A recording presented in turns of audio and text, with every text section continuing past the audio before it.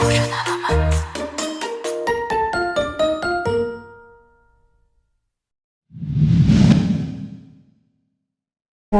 여름 관객과의 대화에 진짜 여러분 환영합니다. 저는 오늘 진행을 맡은 영화 전문 기자 이은선입니다. 만나서 반갑습니다. 오늘 저희가 그 여름에 대해서 같이 이야기를 나눌 자리에 두 분의 게스트를 모셨는데요. 극중에서 오늘 들으셨던 수희의 목소리를 직접 연기하신 송아린 성우님이 오셨고요. 그리고 극중의 삽입곡 중에 하나인 아참을 부르신 김뜻돌 뮤지션분도 오셨습니다. 두 분의 게스트를 큰 박수로 맞이해주시기 바랍니다.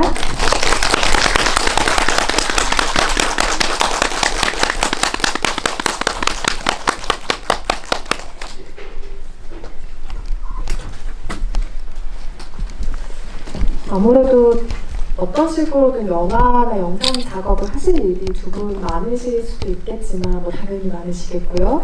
네, 어떤 영화에 대해서 이렇게 관객들과 같이 상영 이후에 대화를 나누시는 건 조금 어색한 자리이실 수도 있겠다는 생각이 듭니다. 두 분 긴장하시지 않게 여유 있는 미소로 두 분의 이야기를 들어주시면 감사하겠고요. 오늘 오신 관객 여러분께 인사 한 말씀씩 먼저 부탁드리겠습니다. 어떤 작업들 하셨는지 간단하게 소개를 덧붙여 주시면 더 좋을 것 같아요. 네, 안녕하세요. 저는 그 여름에서 수희와 루비와 기타 등등 다양한 역할을 맡은 성우 송아림이라고 합니다. 잘 부탁드리겠습니다. 안녕하세요. 저는 싱어송라이터 김뜻돌이라고 합니다. 저는 아까 들으셨던 아참이라는 곡의 원곡자고요. 네, 제 노래가 아까 잠시 그 라이브처럼 나왔는데 제가 불렀습니다. 감사합니다. 그 여름과 관련한 두 분의 작업을 오늘 중점적으로 천천히 이야기 나눠볼 텐데요. 이전에 하셨던 작업들도 몇 개 소개를 해주시면 이런 작업들을 하셨구나, 이런 노래를 발표하셨구나 조금 더 확실하게 관객 여러분들이 인지해 주실 것 같아요. 송아림 성우님부터 몇 가지 기억나시는 작업들을 이야기해 주신다면요? 저는 아무래도 이제 성우다 보니까 애니메이션 더빙이나 게임 분야 쪽에서 좀 활동하고 있는데요. 최근에 이제 극장판에 슬램덩크 더 퍼스트라는 작품에서 송태섭 여동생으로도 송 알아요 그래도 참여를 했었고, 그다음에 기타 이제 모바일 게임 쿠키런 킹덤의 세인트릴리나 아니면 롤의 아펠리오스라고 이제 게임 캐릭터의 음성을 연기하는 작업도 종종 했습니다. 네, 목소리만 들어도 좀 익숙하게 느끼실 분들도 계실 것 같고, 퍼스트 슬램덩크는 언제까지 이렇게 이름만 들어도 우리의 환호성을 자극할까요? 참 좋은 영화예요. 오늘은 그 영화를 얘기를 하진 않겠지만. 네, 그리고 김뜻돌님도 작업에 대해 조금 얘기를 해주신다면요? 어떤 작업이요? 네, 이전에 어떤 앨범을 발표하셨는지 이런 노래들이 있었다라는 이야기를 조금 들려주시면 좋을 것 같아요. 네, 영화에서 나왔던 저희 노래가 한 4년 전? 5년 전 좀 거의 처음 음악을 시작할 때 만들었던 곡이어서 그 노래를 들으면서 잠시 옛날 생각에 약간 젖었는데요. 최근에 저는 장르 불문하고 쓰고 싶은 노래들을 써왔고 공연도 하고 있습니다. 앨범을 하도 많이 내가지고 뭘 잡고 그런데 가장 최근에는 5번째 봄이라는 싱글 내고 단독 공연하고 요즘에는 칠하면서 살고 있습니다. 네. 또 한동안 코로나 이슈가 있어가지고 뮤지션분들은 조금 더 갑갑한 시간들 보내셨을 텐데 공연의 기회가 더 많아지길 바라고요. 두 분과 이야기 나누기 전에 작품에 대한 이야기를 간단하게 먼저 초반 설명을 좀 드리고 시작을 하려고 하는데요. 오늘 보신 작품은 쇼코의 미소라든지 밝은 밤을 쓰신 최은영 작가의 소설집에 실린 단편 중에 하나입니다. 내게 무해한 사람이라는 동명의 단편집에서 가지고 온 그 여름이라는 소설이고요. 동시대 젊은 작가의 단편을 못지않게 젊은 감독의 장편 애니메이션으로 바꾸는 시도는 국내에서 굉장히 흔치 않은 사례이기도 합니다. 뭐 이전에 고전 문학을 애니메이션으로 옮긴다거나 혹은 우리가 잘 알고 있는 외국의 고전을 애니메이션으로 옮긴다거나 하는 시도들은 있어도 이건 굉장히 유의미한 시도로서의 어떤 흔적이 남게 되는 작품인 것 같고요. 2015년 생각보다 맑은이라는 작품을 연출했던 한지원 감독이 연출했는데 작화와 제작 전반의 과정들을 레드도 컬처하우스라는 회사에서 담당을 했습니다. 그리고 이 작품이 극장 개봉하기 전에 국내 최대 애니메이션 OTT 플랫폼인 라프텔이라는 곳에서 총 7개 에피소드로 공개가 됐었고요. 그 시리즈를 극장 상영 버전으로 재편집해서 보신 것이 오늘 보신 그 여름이라는 작품입니다. 그 라프텔에 들어가 보니까 화마다 귀여운 제목들이 좀 붙어 있더라고요. 그 에피소드를 상징할 수 있을 만한 문장들이나 단어들이라는 생각이 들었는데요. 1화는 딸기 우유, 2화는 사귀는 애 이런 식의 부제들이 붙어 있는 시리즈가 각 10분 내외 에피소드로 공개가 먼저 된 적이 있습니다. 이야기가 참 예쁘지만 마음이 아프죠. 그러니까 두고두고 떠올리는 아름다운 추억이기도 하지만 좀 미숙해서 누군가에게 깊이 상처를 또 주고 내가 깊이 상처 입었던 시절의 풍경들을 담은 작품인데요. 그 화자가 나일 때는, 그러니까 나의 의도와는 전혀 상황이 어쨌든 간에 결과적으로 내가 먼저 사랑을 놓치고 상처를 주었던 시절을 복귀하게 된다는 점에서 조금 더 아련한 느낌이 있는 작품이기도 합니다. 누군가에게 있었던 계절을 반드시 생각하게 하는 작품이기도 하고요. 근데 저는 이 작품을 생각하면 그때 내가 너무 미숙했고 너무 못했었어라는 그런 막연한 후회라기보다는 내가 누군가에게 그렇게 상처 줬던 거 난 절대 잊지 않을 거야의 좀 다짐처럼 느껴지는 부분이 있는 것 같아요. 그 선연한 다짐, 그 미숙함을 잊지 않겠다는 누군가의 마음에 생채를 냈던 시절에 붙이는 그 누구도 아닌 나에게 쓰는 편지 같은 작품이라는 생각을 원작에서도 그리고 이번 애니메이션에서도 하게 됐습니다. 그래서 그 최은영 작가 손끝에서 탄생한 문장들이 이 작품의 심장이라면 이 애니메이션의 섬세한 작화라던가 연출이라던가 음악 또 목소리를 입히는 과정은 이야기를 살아서 움직이는 실감으로 만들어내는 과정이었다고 생각이 드는데요. 애니메이션을 통해서 한층 선명해진 것은 계절의 질감일 것입니다. 그 장면이 원작의 탄탄한 문장을 딛고 한층 좀 선명한 공감각으로 완성이 됐다는 생각이 드는데요. 이 과정에 대해서는 또 오늘 차차 이야기를 나누도록 하고요. 두 분은 영화를 보셨을 때 어떤 기분을 느끼셨는지 궁금해요. 누군가에게는 굉장히 좀 시리고 아픈 이야기가 될 수도 있고 누군가에게는 그럼에도 아주 반짝이고 예쁜 이야기가 될 수도 있을 것 같은데요. 각자의 좀 내밀한 감상을 부르게 하는 작품이라는 생각이 들어요. 일단 영화 완성된 걸 보셨을 때는 어떠셨나요? 저는 개인적으로 소희의 입장에서 볼 수밖에 없게 되더라고요. 연기를 할 때도 그랬는데 역시나 지금 다시 보면서도 이경이를 처음 만났을 때 벅차고 설레고 푸릇푸릇했던 마음이 점점 가면 갈수록 너무 무거워져서 깊은 한숨이 되어서 나오는 그런 엔딩을 맞게 되고 난 다시 봐도 소희의 입장에서 볼 수밖에 없구나. 그래서 뭔가 여름이 기분 좋게 기억되기보다는 정말 최선을 다해 노력했던 땀을 뻘뻘 흘리면서 살아왔던 수희의 인생처럼 이번에도 감상을 했던 것 같습니다. 그러게요. 수희는 한 번도 쾌적한 여름이라던가 물놀이로 즐거운 여름으로 20대 초반에 보낼 수 없었을 캐릭터이기도 해서 그 여름이라는 게 누군가에게는 굉장히 청량한 단어인데 수희에게는 또 그렇지 않은 계절의 느낌을 전달하고 있는 것 같습니다. 김티토님은 영화 어떻게 보셨어요? 저는 저의 20대 초반을 좀 생각나게 하는 것들이 좀 있었는데요. 예를 들어 학교 다니면서 아르바이트를 하면서 또 막 되게 그런 자취방에서 연애도 하면서 공부도 하고 막 되게 치열했던 20대 초반이 생각나기도 했고 좀 누구나에게 그런 첫사랑, 고등학교 어떤 10대 시절의 첫사랑을 되게 아련하게 기억나게 하는 작품이라고도 생각이 들었고 또 어떤 이런 퀴어 관련한 이슈에서도 영화 안에서 어떤 그런 퀴어 혐오적인 한국 2000년대 초반의 한국 그런 사회를 좀 보여주면서 약간 2002년, 2003년은 지금보다 조금 더 열악했겠구나 그러면서 좀 저도 들으면서 약간 마음이 아픈 말들이 있었는데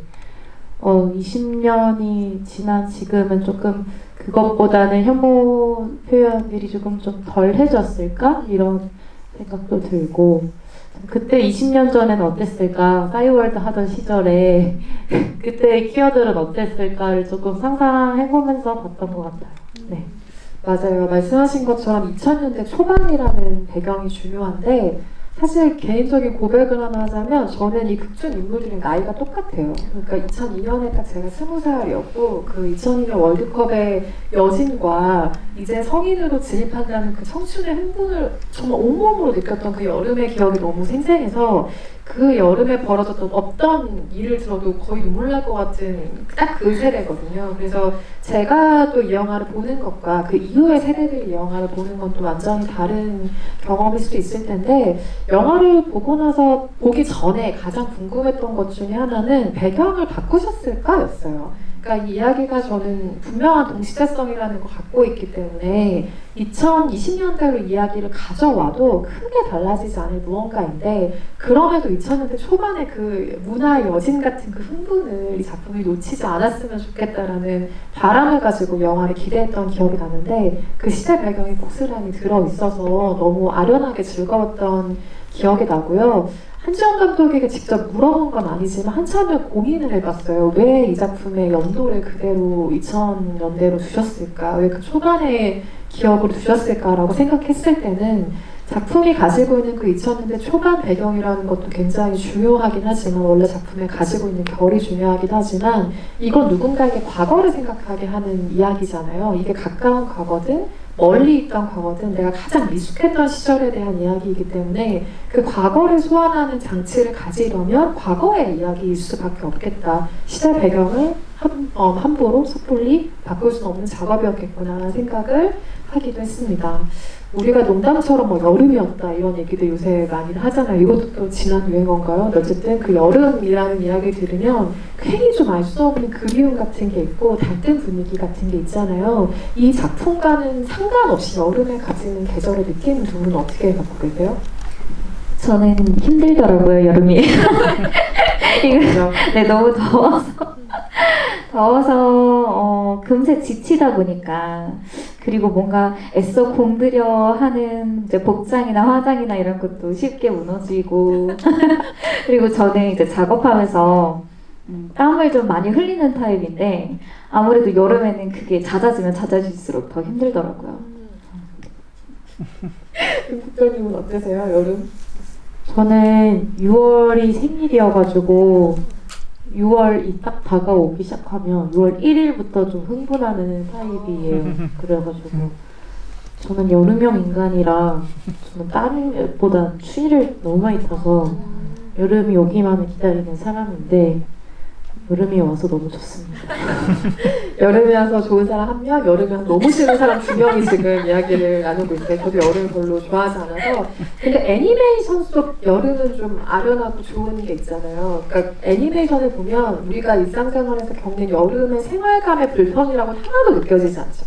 교복 소매도 왠지 막 바스락거릴 것 같고 실제로 너무 찝찝하지만 그 계절의 청량한 느낌을 가장 잘 표현해낼 수 있는 장르 역시 애니메이션이기에 그 여름이라는 애니메이션이 확실한 그 공감감이라는 느낌으로 전해져 오는 것 같고요. 송아리님은 아까 잠깐 이야기에 나온 것처럼 게임 캐릭터를 목소리 연기하시는 일도 많으시잖아요. 뭐 아까 소개해주신 작품들도 있지만 대표적으로 그랑사가의 세리아드 같은 캐릭터들이 있을 텐데 그렇게 좀 판타지성이 아주 분명한 대상의 목소리를 연기하고 녹음할 때와 뭐 퍼스트 슬램덩크라던가 이 작품처럼 아주 현실적인 배경의 이야기의 캐릭터일 때 접근 과정이 실제로 조금 다르신가요? 어떠세요? 아무래도 이제 극 중에 텐션이 많이 다르기 때문에 그 부분을 좀 중점적으로 연기하다 보면은 게임이나 일반 좀 판타지성이 짙은 작품들은 더 오버를 하게 되죠. 그래서 흔히 그냥 성우 같다라는 얘기들이 저는 극의 느낌을 살리기 위해서 더 많은 에너지를 쏟고 더 표현하고 하면서 생기는 것들이라 생각하거든요. 근데 반대로 이렇게 현실 배경에서 이루어지는 것들은 누구나 이질감 없이 느껴야 하는 게 저의 가장 큰 목표이기 때문에 제 과거를 좀 돌아본다던가 이제 학창 시절을 돌아본다던가 혹은 친구와 얘기를 나눌 때 아니면 내 연인과 얘기를 나눌 때 어떤 식으로 내가 얘기했었지 하는 그런 기억을 좀 더듬어 보는 것도 많았고 만약에 저한테 없는 기억이나 경험이었다면 좀 주변에서 귀를 기울이면서 들어보려고 했어요. 약간의 개인적인 세상을 염탐하는 시간? 지하철이나 이런 데서도 저 커플들은 어떻게 대화할까? 친구들끼리는 어떤 식으로 얘기를 나눌까? 어느 정도의 소리 크기와 어느 정도의 감정으로 서로 대화를 나누는 거지? 하는 것들을 좀 생각해 보려고 많이 했었습니다. 아니 안 그래도 그 블로그랑 유튜브에 좀 이렇게 카테고리를 만들어 두신 게 있더라고요. 그러니까 기존에 작업하셨던 모든 캐릭터들의 목소리에 수식어를 하나씩 붙여주셨는데 저는 그게 굉장히 인상적이었어요. 예를 들면 야성적이고 털털한 원시인, 약삭빠르고 간사한 쥐, 차분하고 신성한 영혼 이렇게 목소리의 부분들을 해두신 걸 보면서 아 어쩌면 목소리 연기라는 작업이라는 게 그 캐릭터의 성격을 이런 식으로 단어로 파악하는 작업이 먼저일 수 있겠다는 생각을 역으로 그 게시물들을 보면서 하게 됐는데 실제로 수유의 경우에도 그런 식으로 작업을 하셨어요? 사실 저는 그걸 먼저 생각한다기보다는 연기를 하면서 그게 잡히는 것 같아요. 사실 뭔가 사람을 하나로 정의하긴 힘들잖아요. 그 수식어들로도 부족하지만 내가 이 캐릭터의 가장 큰 장점으로 생각했던 것들, 이 캐릭터를 봤을 때 가장 크게 느껴졌던 것, 나한테 다가왔던 것들을 위주로 정리를 해서 올리다 보니까 수위도 마찬가지로 처음부터 느껴지기보다는 수위를 많이 제가 생각해보고 이해하는 과정에서 점점 자리를 잡아갔던 것 같아요. 수희라는 인물은 어떤 힌트가 가장 세게 다가오는 캐릭터이던가요? 아, 이 점이 이 사람의 핵심이구나, 본질이구나 하는 지점을 감지하셨을 텐데요. 저는 수희가 정말 한결같고 속이 깊은 사람이라고 생각하거든요. 그래서 어찌 보면은 굉장히 덤덤하고 어른스러워 보일 수 있다고 생각해요. 그래서 뭔가 하나로 수희도 정의하기가 어려운데 약간 어른스럽고 성숙한 그 나이 또래와 맞지 않은 깊은 마음을 가진 그런 수식어로 생각해 봅니다. 이후에 블로그와 유튜브에도 이렇게 정리가 되겠군요. 수희의 목소리가 마음이 좀 깊은, 네. 이해심 깊은, 기다릴 줄 아는 성숙한 이런 식의 수식어들로 되지 않을까 싶고 아까 송아림 성우님은 연기했던 캐릭터를 내가 다시 보아두었신 마음이 가고 이입이 된다라고 얘기해 주셨는데 뜻돌님은 굳이 수희와 이경 중에 하나를 택하라면 어느 시선을 조금 따라가서 영화를 보게 되시는 편이에요? 저도 당연히 수희 입장이었는데 근데 저는 제가 좀 비슷해서 그런지 약간 이렇게 생각이 많고 하나하나 의미 부여하고 이런 거 좋아하는 게 제 성격인데 오히려 그래가지고 이경은 왜 그랬을까 하는 그런 생각을 더 많이 하면서 봤던 것 같아요. 왜 자기 얘기를 안 하고 싶어 할까? 왜 저렇게 생각할까? 저래도 괜찮은 걸까? 이러면서 오히려 약간 반대 캐릭터의 심경을 좀 계속 더 유추해보면서 봤던 것 같아요. 그 유추하는 재미라는 게 애니메이션에서만 발생하는 특별한 지점인 것 같은데 예를 들면 제가 원작에서 볼 때 되게 마음이 아팠던 부분 중에 하나는 그거였어요. 둘이 서울로 올라오잖아요. 뭔가 좀 다른 세계가 펼쳐질 거라는 기대를 20살 때 너무 강하게 할 수 있으니까요. 그 기대를 가지고 서울에 왔는데 구할 수 있는 방이라는 게 너무 좁은 고시원이고 거기에는 곰팡이가 너무 많이 피어 있잖아요. 그래서 원작에서는 그 곰팡이 때문에 이경이가 기침을 하는 묘사가 나와요. 그러니까 이렇게 내가 좋지 않은 환경을 얻었기 때문에 내 연인이 지금 내 방에 와서 이렇게 건강이 나쁘구나 그러면서 그것 때문에 수희가 엄청나게 더 힘을 내서 500만 원짜리 그 보증금이 있는 방을 구하는 그런 설정으로 넘어가는데 이 애니메이션에서는 그런 것까지 다 세세하게 대사로 해주진 않죠. 그리고 마지막에 몽타주로 이경이 없는 동안 수희가 혼자 곰팡이를 몰래 지우거나 이런 장면들로 그 장면을 보고 왜 지금 저런 행동들을 하고 있었을까? 이경과 붙어있는 순간이 많았을 텐데 언제 시간을 내서 저런 걸 하고 있었을까? 저게 수희에게는 사랑이었을까? 이런 지점들을 유추하게 하는 것이 애니메이션만 가질 수 있는 장점이기도 하겠죠. 더빙 작업 기간이나 이런 이야기들을 조금 더 자세히 나눠보고 싶은데요. 제가 질문이 좀 늦었어요. 두 분은 어떻게 이 작업에 참여하게 되셨는지도 궁금해하시는 분들도 계실 텐데요. 물론 섭외를 받았습니다. 아주 간단한 절차가 있었겠지만 어떻게 이 작업에 두 분 참여하시게 되셨나요? 저는 오디션을 봤는데 이경이도 사실 봤어요. 같이 봤어요. 수희하고 이경을 이제 동시에 같이 봤는데 전 할 때는 이경이가 더 편했거든요. 목소리 톤도 저는 왠지 이경이에 어울리는 작업들을 하셔왔다고 생각했거든요. 사실. 네네. 그래서 이경이를 조금 더 편하게 오디션 때 보고 수희는 너무 그러니까 수희에 대한 표현이 많이 없어요. 수희가 원래 자기 생각이나 수희의 입장에 대해서 나와 있는 구절도 많이 없었고 그래서 그냥 그 당시에 느껴지는 감정대로 수희를 했는데 덜컥 수희로 이제 연락이 오게 된 거예요.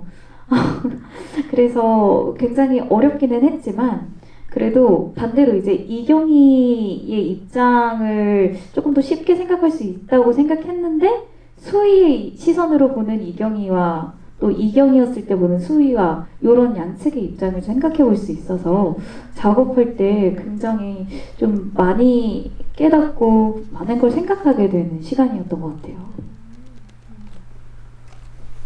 아니 저 아까 방금 그 헷갈렸는데 주인공들 이름이 저는 이경이 입장에서 봤고 네 반대로 수희가 약간 왜 그랬을까 이렇게 생각하면서 봤는데 저도 아참이란 곡이 문의가 왔던 게 몇 년 전인 것 같아요. 그것도 한 3년 전쯤이라 기억이 나는데 영화를 우연히 한 달 전쯤에 서초원에 놀러 갔다가 사직동에 놀러 갔다가 한시네마에 이렇게 그 여름 포스터가 막 붙어 있는 걸 우연히 봤어요. 그래서 이거 내 노래 여기 있는데 이러면서 이게 영화로 개봉한다고 하면서 먼저 연락 오시기 전에 그 포스터를 막 보고 연락을 과연 해주실까 이러면서 기다리고 있었는데 하여튼 저도 몇 년 전에 똘림 노래를 이런 영화에 넣고 싶다 라고 얘기 들었을 때 되게 재밌겠다. 어떤 내용일까 되게 뭔가 기대하면서 응했던 것 같고 저는 무슨 말인지 그때는 이 영화에 대한 어느 정도의 정보만 있는 상태에서 곡을 쓰는 걸 수락하신 거예요? 제가 요즘 기억력이 그렇게 뛰어나지 않아가지고 잠깐 기억나는 걸로는 아주 짧게 클립 같은 걸 보내주셨던 것 같아요. 이런 장면에 똘림 노래가 들어갈 거고 그래서 저는 당연히 음원을 사용하시고 싶은 줄 알았는데 제가 예전에 신촌전자 라이브라는 라이브 영상의 음원을 사용하고 싶다고 하셨던 기억이 있어서 그 음원을 원하시는구나. 좀 특이하다. 근데 아니나 다를까 그러니까 라이브에 삽입되는 음원이었더라고요. 네. 김대표님의 아참이라는 곡이 그 중간에 레즈비언 바에서 흘러나오는 음악으로 잠깐 등장을 하는데 전체적인 가사가 굉장히 재밌어요. 가사에 대한 이야기는 조금 있다가 다시 이야기 나누도록 하고요. 1시간 정도 되는 분량의 애니메이션이기 때문에 2시간짜리보다는 물리적으로 더빙 시간이 짧겠지 뭐 이런 예상들을 해볼 수가 있는데 실제로는 작업 기간은 어느 정도나 된 작품인가요? 이게 처음에 라프텔에서 서비스 됐을 때 에피소드별로 방영이 됐기 때문에 저희도 작업을 에피소드를 한 3편 정도 묶어서 한 3, 4일에 걸쳐서 작업을 했어요. 그리고 제작 단계에서 연기를 하기 때문에 사실 뒷 내용이 어떤 식으로 나오는지도 잘 모르고 그리고 서로 따로 작업을 해서 어떤 식으로 연기가 나올지 아무것도 모르는 상태에서 그냥 감독님과 그렇게 얘기 나누면서 녹음을 했던 기억이 있거든요.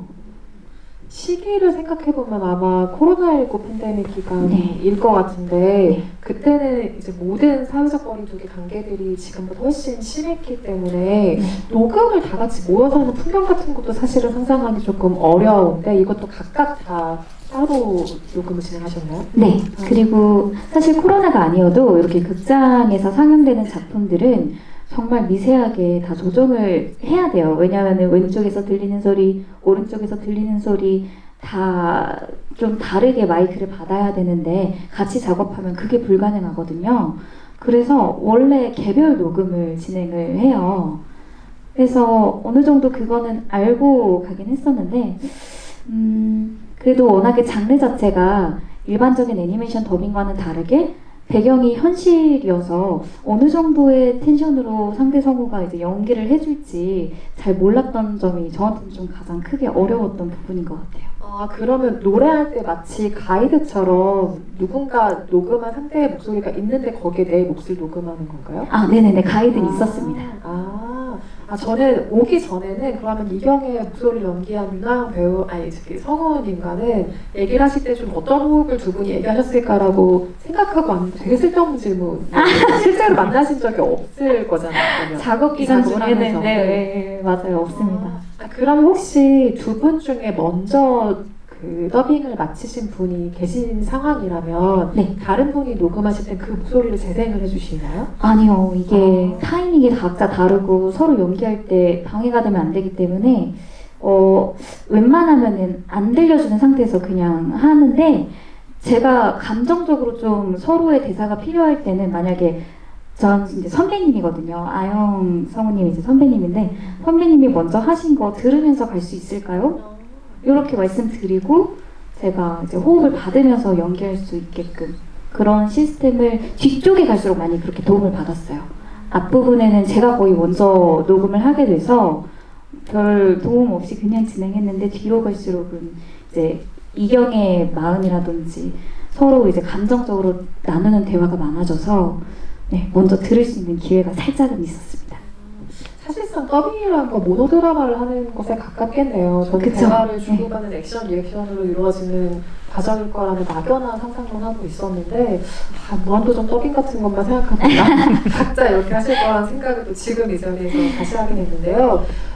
이게 이경의 입장에서 서술하는 글이긴 했어요. 원작에서도. 원작을 읽으신 분은 아시겠지만 하지만 원작은 3인칭 시점을 유지하고 있거든요. 그래서 이경은 수인은 이런 식으로 하자가 따로 있고 그 하자가 이 두 사람의 이야기 들려주는 구성을 취하고 있는데 애니메이션은 이경의 나레이션으로 직접적으로 이야기를 풀어가잖아요. 그렇기 때문에 수인은 조금 더 상대적인 감각의 사람이 되는 것 같아요. 이 애니메이션에서 이경의 눈으로 본 수인이라는 설정이 조금 더 도드라지게 되는 것 같아요. 어떤 의미에서는 그래서 원작보다 저는 이 애니메이션의 수위가 너무 마음이 가고 너무 마음이 아프거든요. 그리고 어떤 의미에서는 원작보다 훨씬 여운을 남겨줘야 하는 인물의 몫이 커지는 것 같아요. 누군가의 입장에서 소설되는 캐릭터이기 때문에 너무 난해한 질문일 수도 있겠지만 그렇게 여운을 좀 남겨야 하는 인물이라는 점에서 목소리에 반영된 어떤 부분이 있을지도 궁금해요.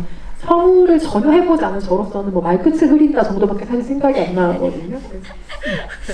저는 많은 걸 숨기려고 했어요. 그러니까 제가 수희의 입장에서 전 너무 힘든데 이경이한테 힘든 걸 비치면 안 될 것 같은 그런 마음까지 담아서 그러면 내가 느끼기엔 너무 슬프고 힘든 상황이지만 이경이 앞에서는 괜찮은 척 꿋꿋한 척 하려면 많이 자제해야지, 절제해야지. 그래서 사실 수희가 정말 어려웠던 것 같아요. 그냥 있는 그대로를 표현하는 게 아니라 그걸 한번 다듬고 또 이경이를 배려해서 참고 표현을 하는 인물이었기 때문에 목소리에도 최대한 덤덤하고 담담하게 괜찮은 척? 그런 부분을 좀 중점적으로 생각하면서 연기했습니다. 자기 변명이 진짜 하나도 없는 네. 인물이잖아요. 수희는 원작에서도 똑같아요. 수희의 입을 통해서 이 사람의 어떤 깊숙한 속내나 얼마나 많은 상처가 있었는지에 대한 언급을 들을 수 있는 기회는 원작에도 없고 여기도 없습니다. 굉장히 애누리 없는 인물인데 아까 오디션을 이경도 보셨다고 말씀하셨는데 그럼에도 수희 목소리 연기자로 선택되신 이유가 있다고 생각하세요? 아니면 들으신 적이 있나요? 전 아직 잘 모르겠네요. 저도 이제 완성된 걸 보면서 사실 너무 아쉬웠던 부분이 많아요.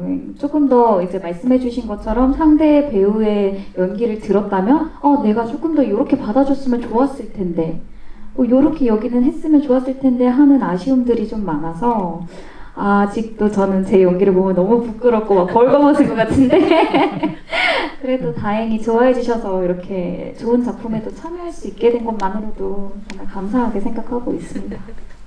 아까 이경의 입장에서 서술되는 이야기라는 점이 원작과 달라진 지점이다라는 말씀을 드렸었는데 반대로 애니메이션이기 때문에 원작에 없지만 추가된 부분들도 있어요. 아까 설명드린 계절의 감이라던가 이런 건 기본적인 것들이고 제가 너무 마음을 아프게 했지만 그럼에도 오래 기억에 남는 장면으로 생각하는 이 애니메이션에만 추가된 어떤 숏은 바에 같이 갔다가 다투게 되잖아요, 이 둘이. 그러니까 사실은 얘 때문에 부끄러웠는데 내가 너 때문에 부끄럽다고 말하는 내가 너무 치사해지니까 괜히 이 사람 탓을 하는 그 이경의 마음이 고백되는 장면이 원작에도 있는데 원작에서는 그러고 끝나요. 둘이 그 길에서 대화를 하고 끝나는 것으로 나오는데 여기서는 먼저 수희가 걸어가죠. 수희가 걸어가고 겨울 옷을 입고 있는 성인의 수희였는데 어느덧 운동복을 입었던 시절의 수희의 모습으로 바뀌고 걸어가는데 뒤에서 이경이가 부르죠. 야 이수희 어디가? 그러면 그 목소리 돌아보면 텅 빈 겨울에 아무도 없는 그 밤거리의 장면이 나오잖아요. 이런 정서를 발굴해서 더딥혀줄 수 있는 것 이게 애니메이션 영화와의 기능이라고 생각하는데 보고 나서도 아주 마음에 오래 남는 장면으로 저도 기억을 하고 있습니다. 원작을 보신 분들이라면 비교를 하시면서 혹은 이런 점이 이렇게 더 나아졌구나 혹은 이런 점이 뭐 빠졌구나 축약됐구나 이런 것들을 생각하면서 보셨겠지만 혹시 원작을 보시지 않은 분들을 위해서 생략된 부분들을 조금 말씀드리면 주로 생략된 것은 은지와의 관계예요. 이경과 은지와의 관계인데 제가 이 생략은 조금 아쉽다라고 생각했던 부분이 있어요. 이건 아마 감독 입장에서도 굉장히 오래 고민하지 않았을까 싶은데 러닝타임의 문제, 시리즈로 화별로 나가야 되는 그 에피소드 구성의 문제 때문에 아마도 빠진 부분이 아닐까라고 혼자 유추를 좀 해보았는데 그 은지의 전 애인 누비가 있잖아요. 그래픽 디자인 한다, 뭐 도트 찍는다 이런 대사하는 캐릭터가 있는데 그 캐릭터와 원래는 조금 더 이경이 가까워요. 그래서 그 대화를 나누는 장면들이 원작에는 조금 있는데 은지가 이 바에 나타나기 전 상황에서 둘이 이야기를 나누면서 자기의 속내를 이경이가 처음으로 루비한테 털어놔요. 어떻게 털어놓냐면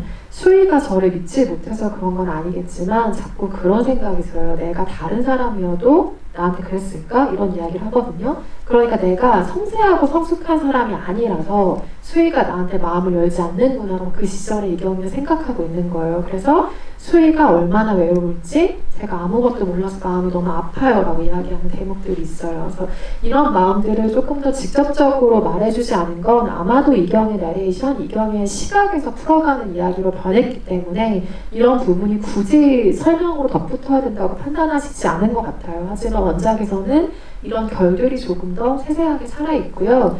은지와 연애를 하죠. 여기 대사로 나오잖아요. 1년이 채 가지 않았다 이런 식의 이경의 나레이션이 나오는데 은지와의 연애를 끝내는 과정도 조금 더 자세히 소설엔 등장을 해요. 이때 이경은 무지막지하게 은지에게 매달립니다. 제발 나를 버리지 말라는 그 읍소를 은지에게 하게 되는 건데요. 그때 이런 묘사들이 나와요. 은지가 아무리 숨기려 해도 온전히 자신을 향하지 않은 마음은 드러나게 마련이었고 그게 이경을 얼게 했다. 중국에는 특별한 뜻이 없는 은지의 말과 행동이 비수가 되어 이경에게 날아왔다. 은지는 손끝 하나 움직이지 않고도 말 한마디 하지 않고도 이경을 상처 입힐 수 있었다.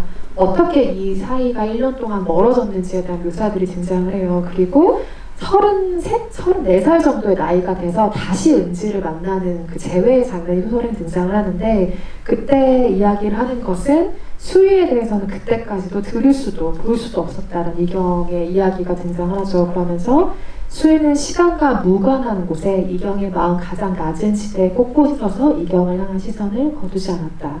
불러도 듣지 못한 채로 이경이 무슨 세계의 파편 위에 우두커니 서 있었다. 그곳까지 이경은 손을 뻗을 수 없었다. 그러니까 오랜 시간이 지난 이후에도 마치 조제를 버리고 나온 친애호처럼 다시는 만날 수 없는 사람이 된 거예요. 다시는 내가 그 부순 세계에서 이경이 수희를 데리고 나올 수 없는 사이가 돼버린 거죠. 이런 관계는 사실 인생을 살면서 누구나 없으면 좋겠지만 반드시 생길 수밖에 없는 또 관계이기 때문에 많은 공감을 불러일으키는 게 아닐까 싶고요. 두 분은 영화를 보고 가장 오래도록 마음에 남는 장면이 무엇인지도 궁금해요. 그리고 송아림 성우님은 대사도 궁금한데 이건 왜냐하면 내가 말한 것 그리고 들은 것 중에 좋았던 게 좀 나뉠 것 같기도 해서요. 두 분이 좋으셨던 장면, 대사에 대한 생각들도 궁금합니다. 저는 일단 둘이 행복했을 때가 서로 장난도 치고 같이 공부하면서 깨르르르 웃고 그러니까 항상 수희가 노력하는 만큼 행복했던 시절은 그것밖에 없다는 생각 때문에 그냥 그 장면이 계속 오래 갔으면 좋겠는데 수희한테 오래 남았으면 좋겠는데 그래서 제가 봤을 때는 제가 수희 입장으로 보다 보니까 아무래도 둘이 가장 행복했던 시절 꽁냥꽁냥 서로 사랑을 나누던 시절이 저는 가장 기억에 남고요. 대사는 저는 많은 걸 참아야 됐던 수희의 입장으로서 사실 마음은 그런 게 아닌데 내가 한 번 더 참고 성숙하게 이제 이경이한테 얘기를 해준 거잖아요. 그래서 그냥 헤어지는 순간에도 걱정하지 마, 괜찮아? 라고 얘기를 해준 거 그냥 그게 너무 가슴이 아프더라고요. 끝까지 나름의 배려를 놓지 네. 않는 사람이기도 하고 아마도 공을 차던 시절에 수희도 진짜 행복했을 텐데 본인은 선택지가 없는 사람이잖아요. 이거 아니면 정말 죽을 거야의 마음으로 축구를 하는 사람인데 여기서 하필이면 또 배경이 2002년 월드컵이잖아요. 그래서 그때 축구를 하지 못하게 된 수희가 그 기간을 어떤 마음으로 버텼는지 이경은 끝내 알지 못하죠. 아마도 그 배경 때문에라도 2002년이라는 것을 영화가 포기할 수 없지 않았나라는 생각이 지금 또 들기도 하고요. 김태토님은 어떤 대사 혹은 장면이 기억에 남으세요? 저도 아까 그 기자님 말씀해주신 것처럼 그 겨울에 이렇게 가다가 갑자기 운동복을 입은 수희 모습으로 변하면서 그 이경이가 어디가 이렇게 딱 말했던 그 장면이 좀 많이 기억에 남는 것 같아요. 네, 아련해가지고. 맞아요. 너무 마음이 아프죠, 계속해서. 그리고 그때 돌아보지 않았으면 차라리 마음이 덜 아플 것 같은데 돌아보고 아무도 없는 거리를 수희가 봤기 때문에 더 마음이 아픈 장면이기도 하고 저는 의외로 오프닝 씬도 되게 기억에 많이 남아요. 왜냐하면 최영 작가가 문장을 별로 되게 촉촉하게 쓰는 작가가 아니에요. 그런 수식어들을 다 좀 걷어내고 약간 건조하리만치 사실만 좀 묘사한다라는 인상을 주는 문체를 쓰는 작가인데 이 두 사람이 처음 만날 때도 운동장을 가로질러 가던 이경이 수희가 참 공에 맞았다. 마치 무슨 사실 정황 얘기하듯이 그리고 안경테가 부러지고 코피가 날 정도의 충격이었다. 이게 이 시작에 대한 묘사거든요. 그리고 그 뒤에 어떤 가타부타한 설명이 없어요. 그런데 이 영화는 그게 사랑이 시작되던 순간의 충격으로 표현을 하잖아요. 그래서 애니메이션 축구공이 날아오는 걸 이경이는 슬로우 모션처럼 너무 느리게 그 장면들을 보고 있고 그때 막 이경에게 수희가 달려오고 나뭇잎은 바람에 막 흔들리고 초여름이니까요. 그렇게 사랑의 순간들을 시각적인 거, 청각적인 거 그리고 우리가 직접 만질 수는 없지만 촉각의 인상으로 전달하게 하는 것 그 기억과 감정을 시공간으로 재현해내는 것이 또 이 애니메이션의 성취가 아닌가 싶어요. 아까 김태돌님이 아참 노래 가사에 대한 얘기를 잠깐 했었는데 그 레즈비언 바에서 들려오는 가사를 자세히 귀를 기울이면 뭐 이런 가사야. 거봐 내가 말했잖아 넌 안 될 거라고 말하면서 그러니까 네가 좋아하는 여자는 널 안 좋아해 뭐 이런 식의 가사예요. 그리고 너보다 키 크고 잘생긴 여자를 그녀는 뭐 좋아하고 그녀는 페미니스트야 이런 식의 가사들이 나오는데 아까 거의 음악생활 초반에 쓴 곡이라고 이야기했잖아요. 이 가사는 어떻게 쓰게 된 이야기예요? 네, 의식의 흐름대로 썼는데 그때 제가 한참 대학교 1, 2학년이었던 걸로 기억하고 그때 학교에서 그런 한참 여성학 공부를 하고 있었을 때였어요. 그래서 이 곡 이렇게 만들어서 과제로 내면 교수님이 A부를 주실까? 이런 생각도 했던 것 같고 좀 약간 그때 당시에 저는 그때 당시에 또 마침 어떤 그런 페미니즘 운동이 한참 일고 있어서 저도 분노에 휩싸이던 때가 있었는데요. 나는 뭔가 밖에 나가서 정면으로 부딪히기보다는 음악으로 사람들을 설득하고 주입시키고 싶다 이런 생각으로 곡을 만들었었고 이 곡이 나오고 나가지고 그 제가 들었는데 구글에 김뜻돌 치면 김뜻돌 페미, 김뜻돌 아점 이렇게 나온다고 하더라고요. 그래가지고 이 노래가 또 나를 그렇게 만들어줬구나 싶으면서 많은 뭐 퀴어 페스티벌이나 제 노래가 필요한 많은 곳에 혹은 또한 본인의 애인에게 들려주고 싶은 사람들에게 이 노래가 많이 좀 쓰였으면 좋겠다, 좀 사이다 같은 곡이 되었으면 좋겠다 그렇게 생각하면서 썼고 또 이렇게 좋은 영화에 나올 수 있게 되어서 되게 영광이라고 생각합니다. 혹시 본인이 만든 다른 곡 중에 이 영화의 스코어로 또 추천하고 싶은 곡이 있으세요? 제가 되게 좋아하는 싱어송라이터 정우라고 있어요. 그분의 맨 마지막에 여운을 더 증폭시켜주는 노래가 나오잖아요. 그 여름. 이 영화를 위해 만들어진 곡이죠. 네네. 나는 왜 정우 씨가 안 오고 여기만 이런 생각을 했는데요. 저도 정우 너무 좋아해요. 정우 씨가 제 노래 피처링을 했어요. 작은 종말이라는 곡이고 저의 정규 1집에 있는 곡이고요. 그 곡 저랑 정우 씨가 이렇게 서로 번갈아 약간 대화하듯이 부르는 노래인데 저도 뭔가 친구를 너무 사랑하는데 너무 미워하는 마음을 담은 곡이라 여기에 작은 종말이 나와도 참 잘 어울렸겠다 이런 생각이 들었습니다. 집에 들어가시면서 스트리밍으로 곡을 또 한번 같이 들어보시면 좋겠고요. 이 영화의 삽입곡으로 들어간다는 게 결정됐을 때는 다른 뮤지션들의 곡이랑 같이 쓰인다는 걸 알고 계셨어요? 아니요, 몰랐어요. 오늘 들어보니 선호정아님도 있고 막 민호이 노래도 있고 그래가지고 신기했습니다. 네.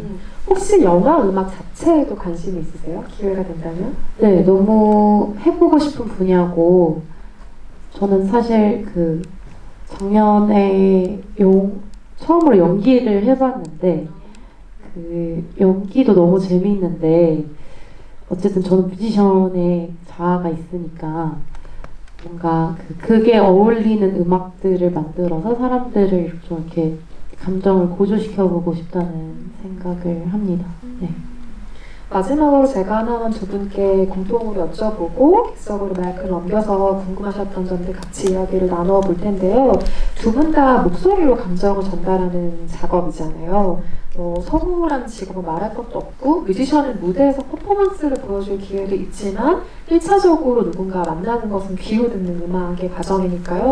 그 목소리로 감정을 전달한다, 이야기를 전달한다라는 과정에서 크게 느끼는 고민이나 어떤 어려움도 있을 것 같고 반대로 느끼는 즐거움도 있을 것 같아요. 두 분에게 각각 어떤 점들이 그렇게 느껴지는지 질문 드리겠습니다.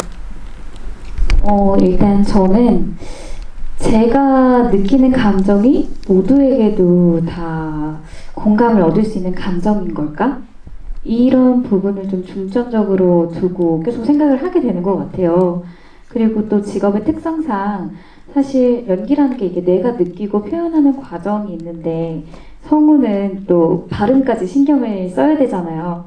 전달이 주로 목적이 되는 직업이다 보니까 내가 생각하는 것만큼 편안하게 연기할 수 없는 환경이 많거든요.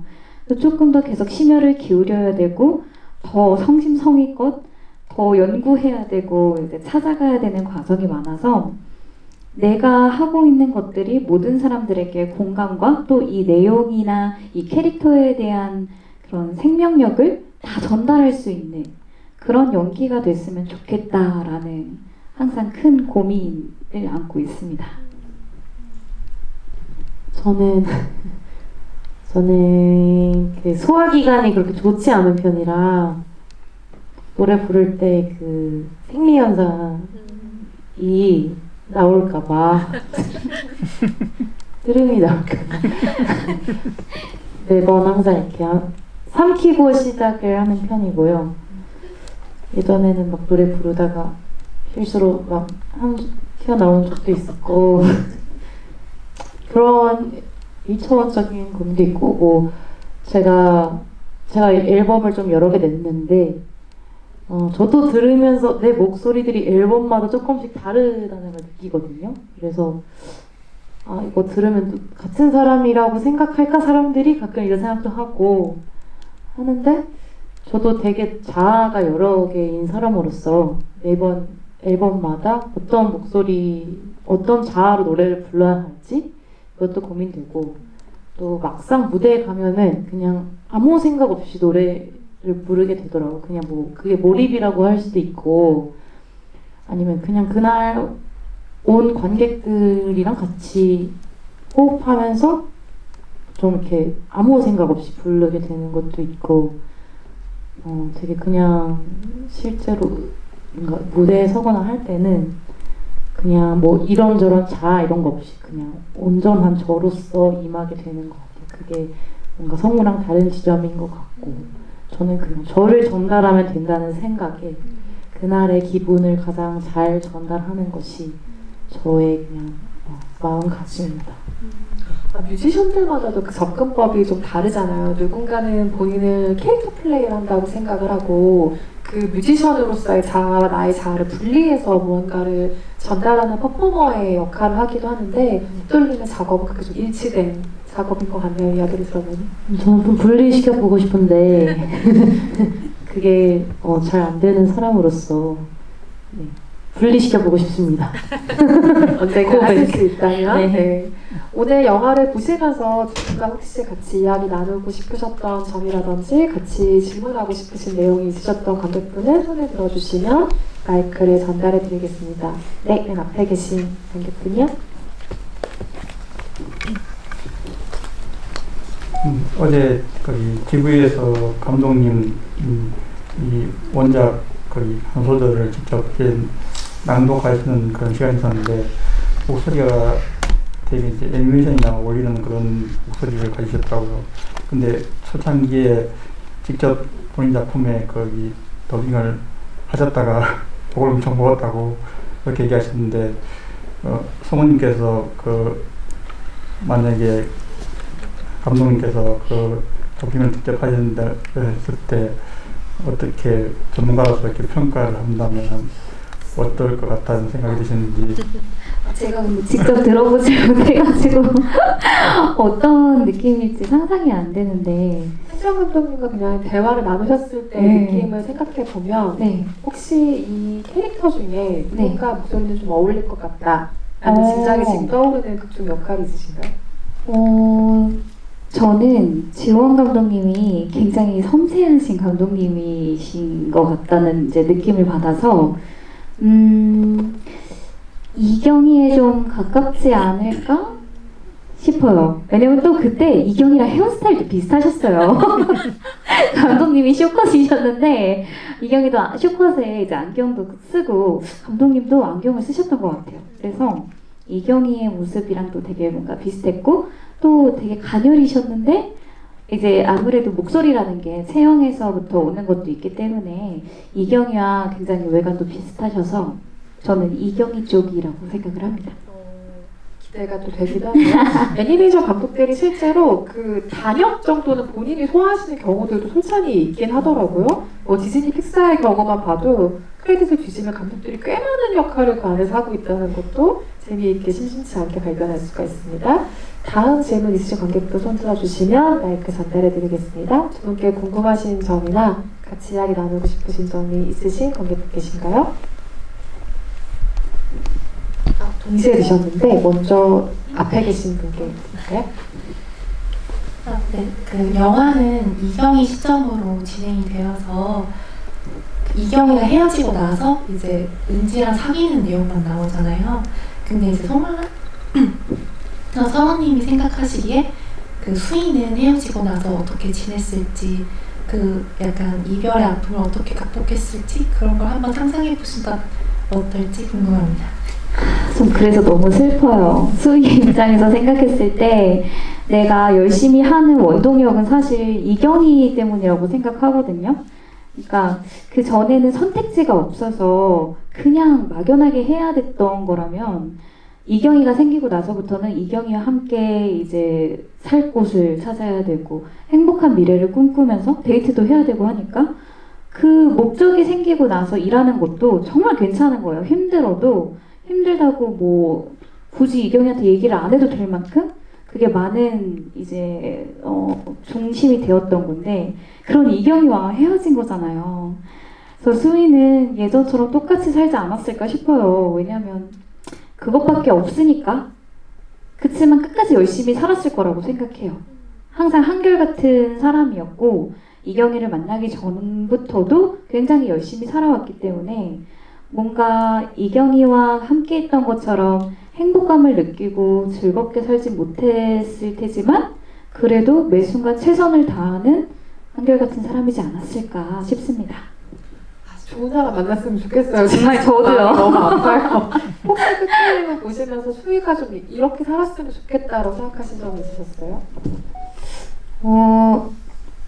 만약 저도 상상해봤는데 한 3년은 또 솔로로 지내다가 갑자기 좋은 여자친구 만나가지고 한 10년째 사귀고 있지 않았을까. 장기 연애를 할 만한 사람이겠다. 오히려 이경이는 이제 마음이 너무 흔들리고 애가 주제가 별로 없어가지고 이리저리 치이고 막 요놈이 좋다가 저놈이 좋다가 막 이런 사람인데 오히려 수희는 좀 제대로 된 사람 만나가지고 좀 이렇게 본인을 잘 탐구하면서 오히려 되게 잘 자리 잡고 살았을 만한 좀 놓치기 아까운 사람이 아니었을까. 네, 그렇습니다. 맞아요. 그리고 그냥 저도 바람을 하나 덧붙여보면 자기가 좋아하는 걸 또 찾았으면 좋겠다는 생각을 진짜 많이 했어요. 그게 아주 사소한 행복일지라도 남을 위한 행복 말고 자기를 위한 행복을 정말 하나는 가졌으면 좋겠다라는 생각을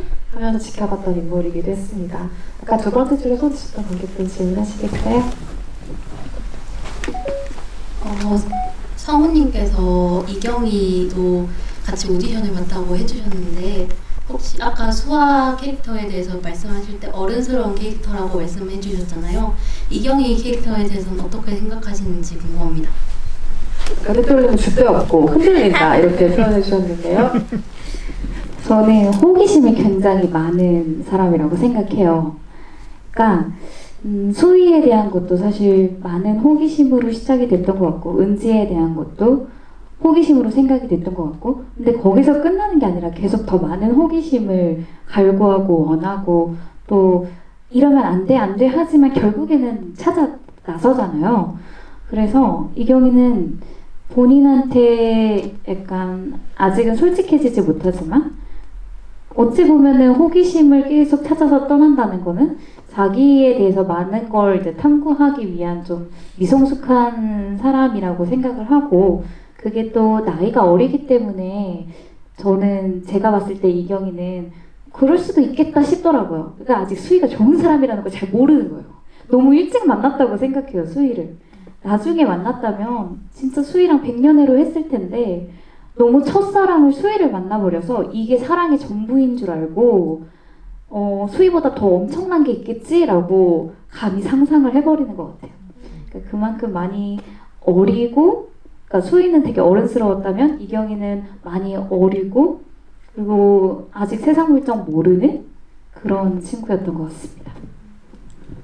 근데 또 만약 또 미워할 수만은 없는 친구인 게 제가 스무 살 때 탁절했던 것 같거든요. 지금도 저런 모습이 없다고는 사실 말하기 어려운데 그러니까 내가 상대방을 굉장히 섬세하게 배려하고 있다는 착각에 빠진 그런 시절의 딱 인물인 것 같다는 생각이 들었고 이경이도 근데 행복했으면 좋겠어요. 네, 둘 다 너무 행복을 바라게 되는 인물들이기도 한 것 같아요.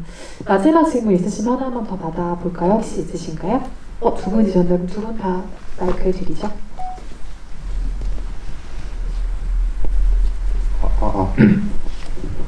그 작중에서 외가리라는 메타포가 나오는데요. 외가리가 처음에 이제 수희와 함께 강을 걸을 때 한 번 나오고 중간에 은지와 함께 그 청계천을 걸을 때 한 번 나오고 마지막에 이제 수희를 회상하면서 한 번 나오는데 이제 마지막에 이제 이경이가 외가리를 보면서 어떤 생각을 했을지 어떻게 생각하셨는지 좀 궁금합니다. 두 분 생각하시는 게 있으셨다면 답변 들려주시면 좋겠습니다. 전 수희와 했던 그 시절을 그냥 다 주마등처럼 싹 생각하지 않았을까 싶어요. 그러니까 후회도 있을 거고 그 안에서 내가 수희를 처음 만났던 설렘도 있을 거고 정말 다양한 감정과 함께 아쉬움이 많이 남지 않았을까. 이제 나는 알 것 같은데 그런 생각이 듭니다. 저도 제 본가에 외가리가 엄청 많아가지고 외가리인 줄 처음 알았어요. 오늘 아 외가리구나. 그새 이름을 알았다. 네, 저는 외가리였다. 이렇게. 그 외가리에 대한 묘사라기보다는 고향에 다시 돌아갔을 때 그 수희를 생각하는 이경의 어떤 묘사가 원작에 있는데요. 수희가 이곳에서 함께 보낸 시간은 수희와 이곳에서 함께 보낸 시간은 고작 1년 반 정도였지만 그 시간의 밀도는 수희를 만나기 전에 17년을 압도했다라는 문장이 있어요. 저는 외가리를 볼 때 그 생각을 했을 것 같아요. 그러니까 지금까지 내 인생은 20년이고 훨씬 수희와 보냈던 시간보다 길지만 그 밀도는 나의 지금까지 모든 시간을 뛰어넘을 정도로 나를 압도했어. 내 인생에 무언가의 흔적을 남겼어라는 생각을 그 외가리를 볼 때마다 아마 이경하면서 살아가지 않을까라는 생각이 지금 문득 들었습니다. 아까 손 드셨던 관객분 질문하시겠어요? 그 원작에서는 이경이와 수희가 이제 이별을 할 때 이제 수희의 이제 냉장고에 딸기 우유가 많이 남아져 있었다고 그런 장면이 묘사되었어서 저는 그 부분이 이제 영화에서는 빠져서 좀 그 장면이 인상이 깊었는데 저도 수희가 약간 감정을 잘 표현하지 않는 그런 좀 묵직한 사람이라고 생각을 했거든요. 근데 이경이와 수희가 이별할 때만큼은 이제 수희가 눈물을 보였는데 혹시 성우님께서 그 장면을 이제 표현을 하실 때 어떤 감정으로 표현하셨는지 궁금합니다. 제가 그 장면을 한 3번인가 4번인가 시도를 했었는데요.